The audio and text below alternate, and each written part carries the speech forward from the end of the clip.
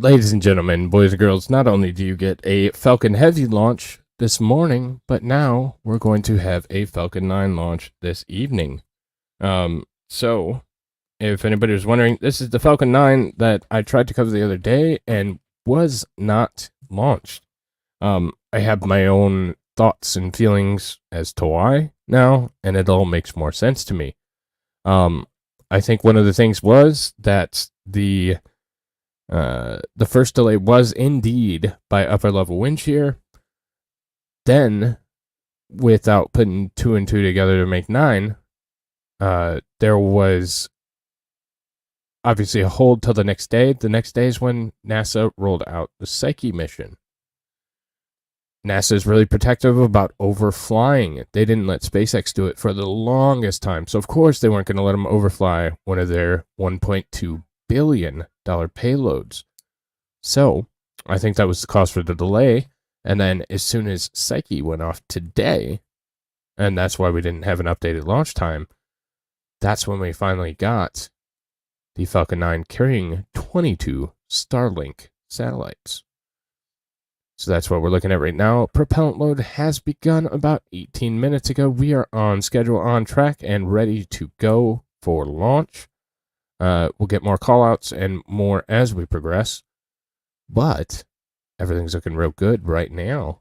So we'll take you through the rocket. It is the rocket we all know and love, the Falcon 9. So we're up to 261 total launches, 219 total landings, 194 total reflights. Overflying, I'll take that any day. The only I got today was overcast. Yeah, so with Psyche on the pad, and Psyche was on 39A, and I believe this one is on, let me check just to make sure. Yeah, this one's SLC-40. So with the orbital track of this flight, they would have had to overfly the Psyche mission, and that is a huge no-no for NASA. They just won't do that. So here's the big boy right here. So you'll see the noticeable difference of no strap-on boosters to the side of the SpaceX Falcon, like we saw in Falcon Heavy earlier. Again, this is the workhorse Merlin engines. There are 9 Merlin engines on the first stage of this rocket, and it uses rocket grade kerosene, or RP1, or heavily refined kerosene, a hydrocarbon fuel, and liquid oxygen as a booster for increasing thrust, helping efficiently burn that fuel. So that's who's going to be doing the work. And here's that second stage Merlin vacuum engine, or MVAC. So like I said, they are bigger engines because the flame will spread out and there's less room for thrust, and they can get away with less fuel. Here it is. I don't know why SpaceX's website's kind of weird, but this is the 70-meter tall rocket, or 229.6 feet. It is 3.7 meters in diameter, or 12 feet in diameter. So still a pretty good sized rocket. And we all know this. The mass is 1,207,920,000 pounds. It can carry 22800, or 22,800 kilos to low Earth orbit. And that's going to be the vehicle for tonight. We have a good feed from SpaceX, so we will start sharing almost perfectly on time. We got that strong back retract. This is the 14th flight of this first stage booster, supporting the mission which previously launched CRS-22, Crew 3, Turksat 5B, Crew 5, and there's a good call out for LOX load complete. CRS-25, Eutelsat HOTBIRD 13G, mPOWER-a, PSN SATRIA, and 5 Starlink missions. So this will be 14 for this specific booster. We have the strong back, we have the closeouts, we're starting to see the puffy stuff, my favorite part.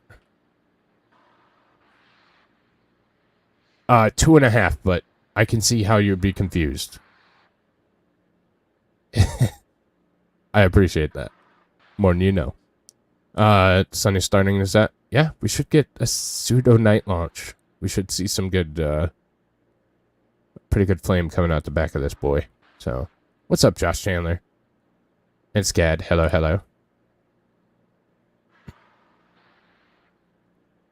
So the next call out is going to be Falcon is in startup. So it goes to internal power, internal computing, and it is on its own. The only thing SpaceX can do from that point is hit the abort button, which we hope like hell they don't do.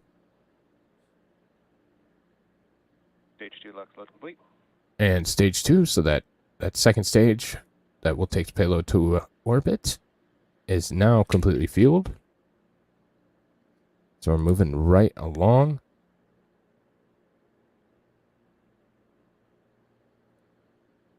Did we get a repaint? Nope, this one looks like... Okay, ground closers have started, so we'll see that heavy vent. We'll start seeing tank pressurization for flight.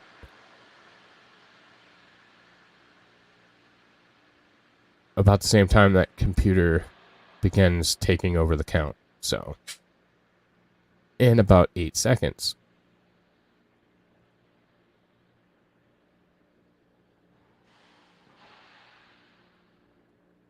And all the Falcon 9's at startup. It's on internal power and computing. The next thing we have is the go, no go poll. That should come in about 6 seconds.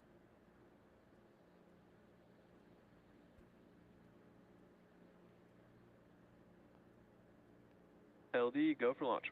And we are go for launch. All green. Weather looks green. Range is green. Vehicle is green. We are go. So next thing we'll get is that engine chill, which will happen in about 17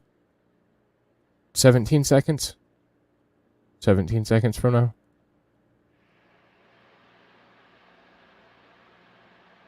Seconds.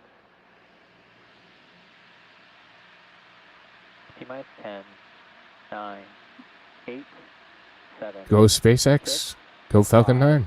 4, 3, 2, 1. Ignition. Engines full power and liftoff of Starlink. Go Starlink, go Falcon.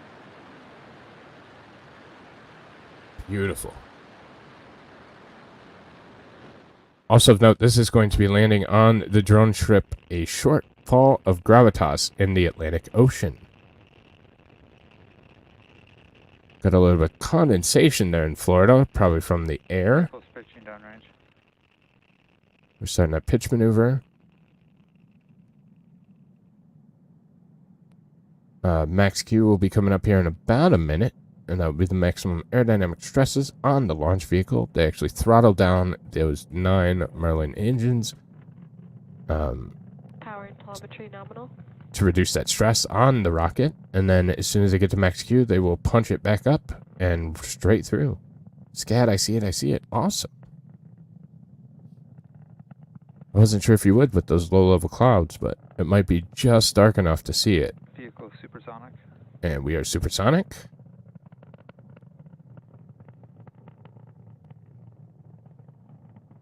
Max Q.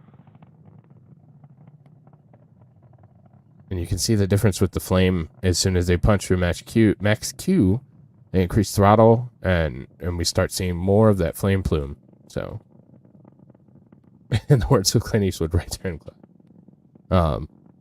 It is certainly doing it. We can see the curvature of the Earth there off to our left side. It's not flat. Deal with it.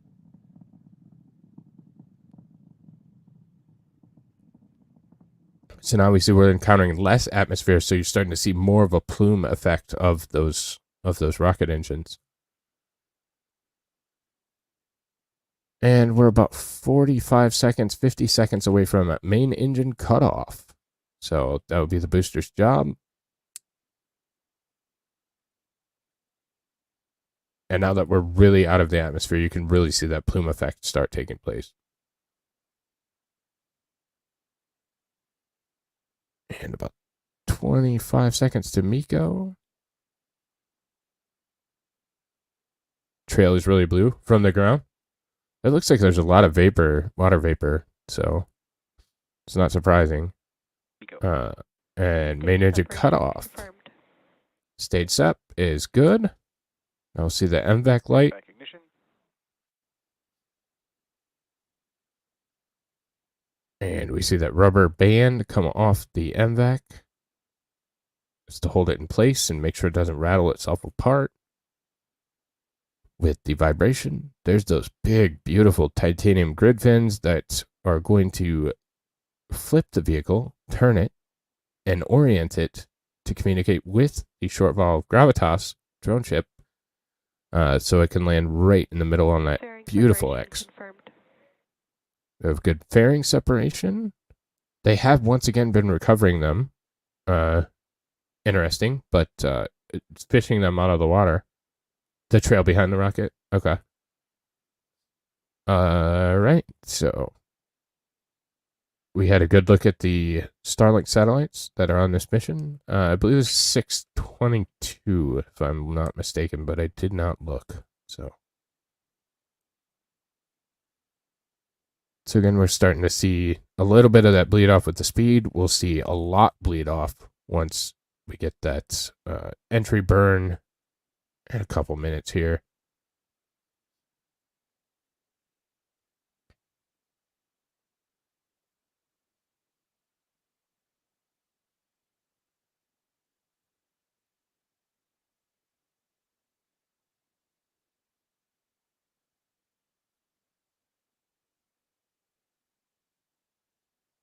Just under 2 minutes, and we'll see that entry burn.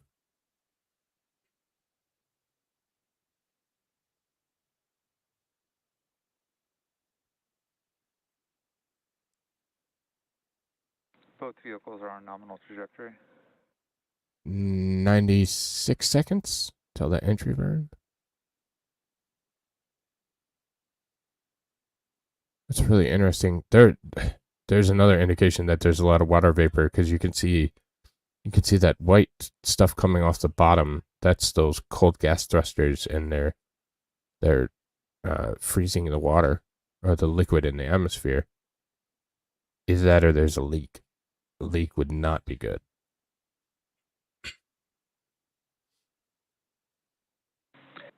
Acquisition of signal, bring it. Recovery vessel Bob is busy grabbing the rocket that I wasn't able to see today.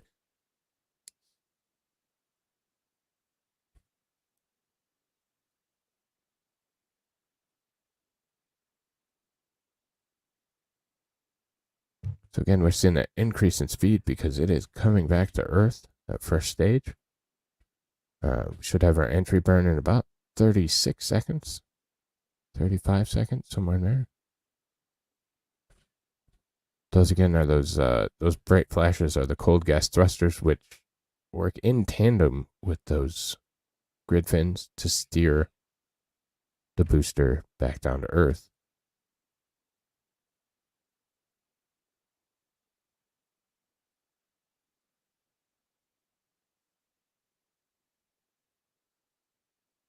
About 6 seconds. Stage 1 FTS has saved. FTS Stage is the one, flight entry burn termination startup. center or system. Excuse me. So there is that entry burn. We see that speed starting to bleed off, and then as we encounter more and more atmosphere, that speed will reduce even further.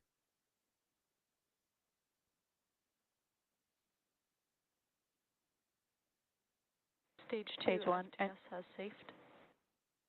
Stage 1 entry burn shutdown. And we have a good call up for entry burn shutdown.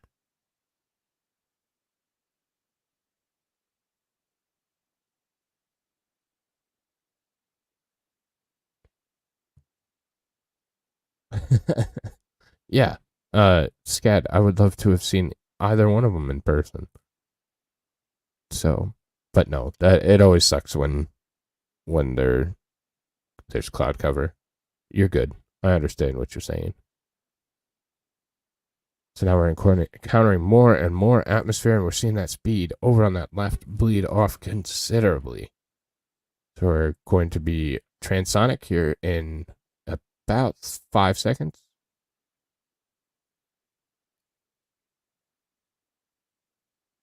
Stage 1 transonic. There we go. Call out was a little behind, but we'll let him have it. So now we see the hello, Mystic. So now we're seeing that altitude come down slowly as it communicates with the drone ship. A shortfall of gravitas. Nominal trajectory. Still nominal on all fronts. Speed looks good coming in. Altitude looks good. What's up, Alex? Gonna have cloud cover for the eclipse. Stage 1 That landing sucks, burn. light rain. It still should be bright enough that you should be able to see something.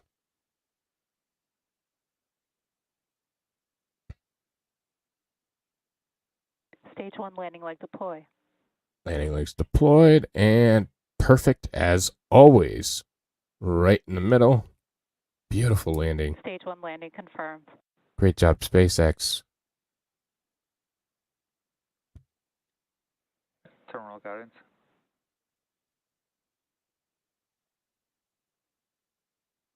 And it is on terminal guidance. Lost the signal. Cape.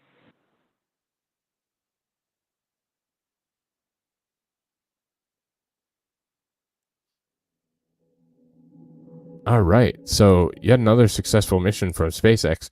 Another thing that I wanted to talk to you about before I take off tonight. And Brian and I will be back at 9 p.m. Eastern time for what do we do tonight? Legos. That's what we're doing. Tomorrow morning, 9:13 a.m. Pacific time, and end in Texas at 12:03 Central time. The annular eclipse, also known as the Ring of Fire eclipse. It's pretty spectacular if you get an opportunity to see it. I showed the other night in stream. I showed the coverage, kind of coverage map, and even all the way up into my lowly area of town, be able to see it at least 60% of the eclipse. So nice around the time I get ready for college football. Good deal. I can't wait to see it from here with or without cloud cover. Yeah, no, I think it's going to be pretty cool. So, nothing much happening so far on the jihad front. French got stabbed like every other day. Mob headed for Israel consulate in New York City. Yeah, thankfully nothing's happened on that front either. So, if you are viewing the eclipse and you are in any zone, please, it is very bright. Use some kind of protection for your eyes, or it's going to hurt real bad. Or use an infrared filter on your camera, or infrared glasses, something like that. Tonight's Legos with Brian S. So we're going to start a little bit late because he's running a little bit behind this evening. So we'll start probably 8:45, 9 o'clock. So we'll catch up on some things, talk about what's going on. I'm sure the floor will. Yeah, I know. It actually is. Welder's mask is great for viewing an eclipse if you have one of those laying around. Not that I ever wear one, but you know, if that's your type of thing, go for it. I also weld in sandals, so I'm not kidding. Anyways, so that's gonna be it for me. I will be back in about an hour and a half, y'all. So thanks for watching with me. Another brilliant landing and launch by SpaceX. It's almost like they're doing it like a science at this point. So, but I love to watch it. So, neat. But yeah, I appreciate you guys joining me. See you in a little bit here, and you guys have a great night. Take care.